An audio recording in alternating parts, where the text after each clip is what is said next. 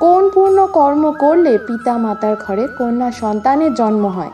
একদিন মহারথী অর্জুন শ্রীকৃষ্ণকে জিজ্ঞাসা করলেন, কোন কোন পূর্ণ কর্ম করলে কন্যা সন্তানের মাতা পিতা হওয়া যায় এবং ভগবান কোন ঘরকেই বা চয়ন করেন কন্যা সন্তান জন্ম দেওয়ার জন্য?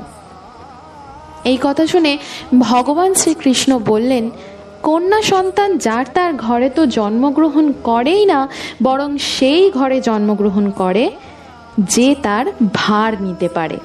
কারণ নারীর ভার বহন করা সবার পক্ষে সম্ভব নয়।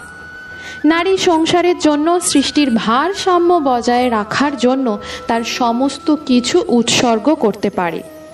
আর যেদিন থেকে পৃথিবীতে কন্যা সন্তান জন্মাবে না, সেদিন সৃষ্টিও থাকবে না। সৃষ্টি একদম স্থির হয়ে যাবে এবং সমস্ত সৃষ্টির সমাপ্তি